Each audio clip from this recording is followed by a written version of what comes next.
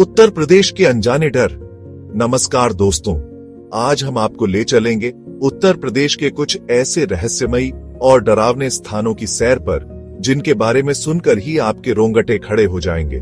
अरे, रोंगटे खड़े होना तो छोटी बात है, कुछ जगहों के नाम सुनकर तो अच्छों की पैंट गीली। खैर छोड़ो, मैं आपका होस्ट और दोस्त रजत शुक्ला आज आपको यूपी के उन कोनों में ले जाऊंगा जहां सूरज की रोशनी भी डर के मारे कम पहुंचती है और रातें तो पूछो ही मत। ये वो जगहें हैं जहां कहानियां सिर्फ कहानियां नहीं रहती, बल्कि दीवारों से, हवाओं से और कभी कभी तो आपके बिल्कुल पीछे से फुसफुसाती हुई महसूस होती है। तो भैया, अपनी कुर्सी की पेटी बांध लो, पॉपकॉर्न का डब्बा साथ रख लो और अगर अकेले देख रहे हो तो मम्मी पापा को आवाज लगा लो, क्योंकि आज का सफर थोड़ा हटके होने वाला है।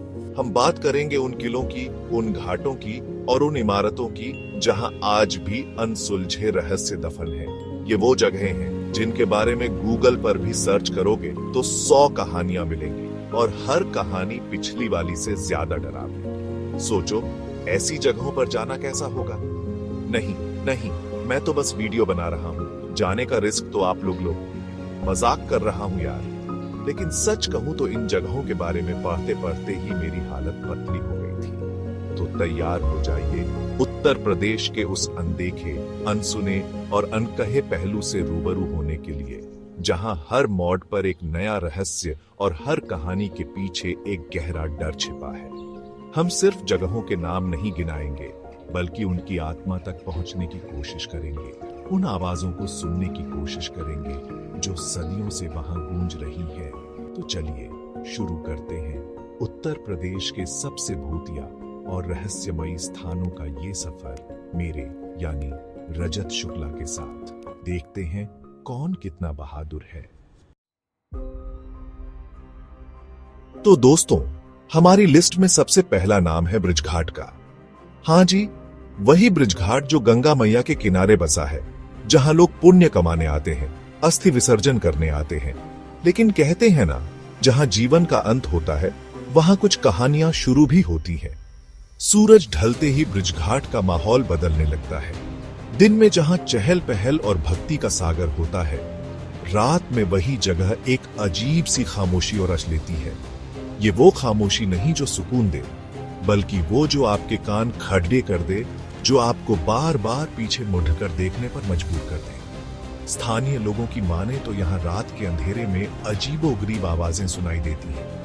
कोई कहता है कि ये उन अतृप्त आत्माओं की आवाजें हैं जिनका अंतिम संस्कार ठीक से नहीं हुआ, तो कोई इसे बस मन का वहम बताता है। लेकिन सोचो यार, आधी रात को गंगा किनारे सुनसान घाट पर अगर आपको किसी के रोने, सिसकने या फुसफुसाने की आवाजें आने लगे तो क्या हाल होगा? कई लोगों ने तो यहां तक दावा किया है कि उन्होंने परछाइयों को घाटों पर घूमते देखा है, ऐसी परछाइयां जिनका कोई शरीर नहीं होता। अब ये कितना सच है और कितना फसाना, ये तो वही जाने जिन्होंने इसे महसूस किया है। पर इतना तो तय है कि ब्रिजघाट की रातें अपने सीने में कई गहरे राज दबाए बैठी। कुछ लोग तो ये भी कहते हैं कि रात में घाट के किनारे टहलते वक्त ऐसा महसूस होता है जैसे कोई आपके साथ चल रहा हो, कोई अदृश्य शक्ति आपके आसपास मंडरा रही हो।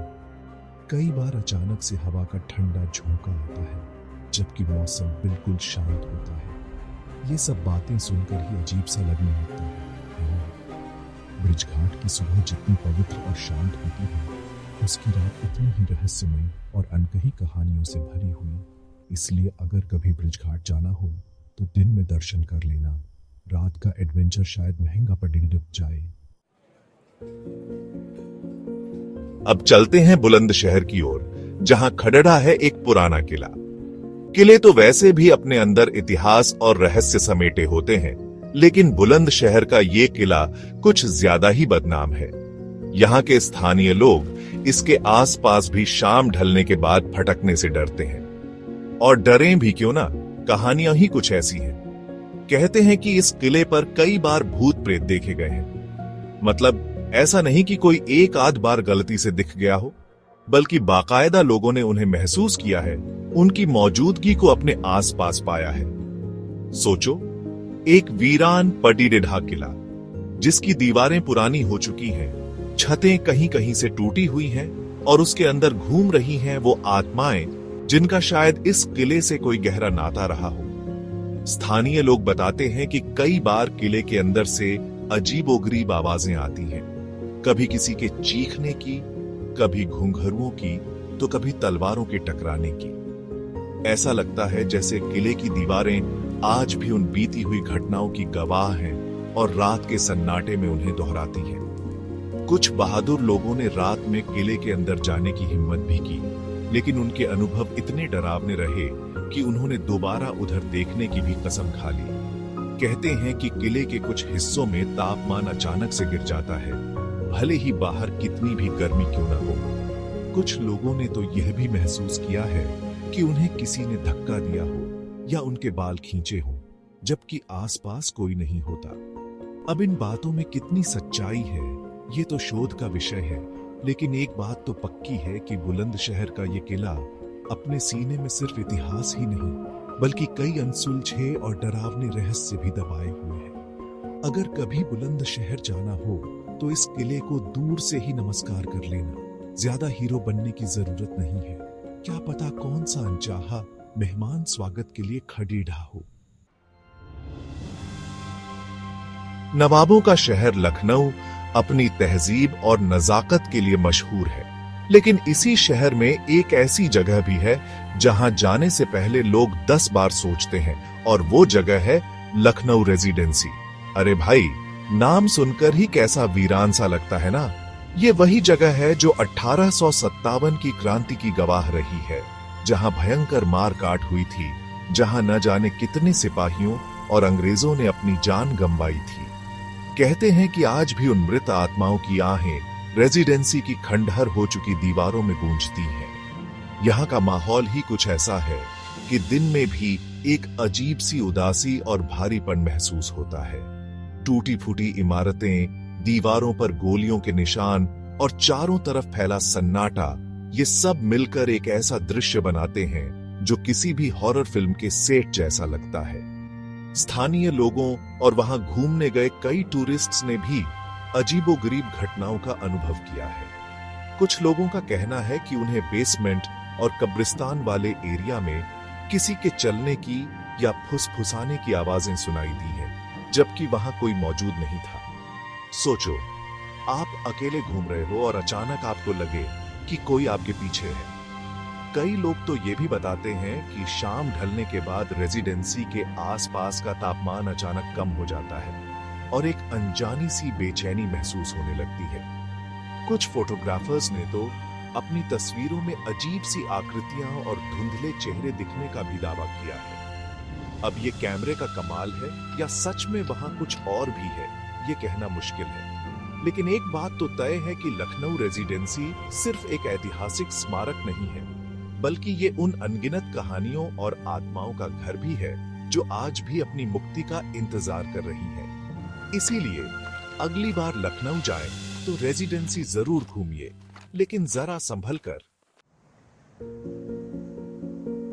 ताजमहल के शहर आगरा में एक और शानदार इमारत है, आगरा का किला। ये किला जितना अपनी खूबसूरती और वास्तुकला के लिए मशहूर है, उतना ही अपने अंदर छिपे रहस्यों के लिए भी जाना जाता है। ये किला सिर्फ मुगल बादशाहों का निवास स्थान ही नहीं था, बल्कि यहाँ कई राजनीतिक षड्यंत्र भी रचे गए, कई कैदियों को सजाएं दी गईं और न जाने कितने राज इसकी मोटी मोटी दीवारों के पीछे दफन हो गए। आज भी ये किला अपने आप में एक पहेली है, जिसके कई कोने ऐसे हैं जहां जाने की आम इजाजत नहीं है, और कहते हैं कि इन्हीं कोनों में छिपे हैं वो अनसुलझे रहस्य। किले के अंदर कई गुप्त सुरंगें और तहखाने होने की बात कही जाती है। कुछ कहानियां तो ये भी हैं कि इन सुरंगों का रास्ता दिल्ली तक जाता था या यमुना नदी के नीचे से होकर कहीं और निकलता था। सोचो, उन सुरंगों में आज क्या होगा? क्या वो खाली पड़ी होंगी या फिर उनमें भी कोई अनचाहा मेहमान रहता होगा? कई इतिहासकार और शोधकर्ता आज भी इन रहस्यों से पर्दा उठाने की कोशिश कर रहे हैं, लेकिन किले ने अपनी चुप्पी नहीं तोड़ दी है। यहाँ तक कि किले के कुछ हिस्सों के बारे में तो ये भी कहा जाता है कि वहां रात में अजीब सी परछाइयां और आवाजें सुनाई देती हैं। औरंगजेब ने अपने पिता शाहजहां को इसी किले में कैद करके रखा था। कहते हैं कि शाहजहां ने अपने आखिरी दिन किले की उस खिड़की से ताजमहल को देखते हुए बिताए थे, जहां उनकी बेगम मुमताज महल की कब्र थी। सोचिए, उस बादशाह पर क्या गुजरी होगी। क्या उसकी अतृप्त आत्मा आज भी किले के किसी कोने में भटकती होगी? आगरा का किला सिर्फ ईंट और पत्थर का ढांचा नहीं है, ये गवाह है इतिहास की कई दर्दनाक घटनाओं का, कई अनकही कहानियों का और कई ऐसे रहस्यों का जो शायद कभी सामने नहीं आएंगे। तो जब भी आगरा जाएं, इस किले को सिर्फ एक टूरिस्ट स्पॉट समझकर न घूमें, बल्कि इसकी दीवारों को सुनने की कोशिश करें। शायद कोई राज आप तक पहुंच जाए।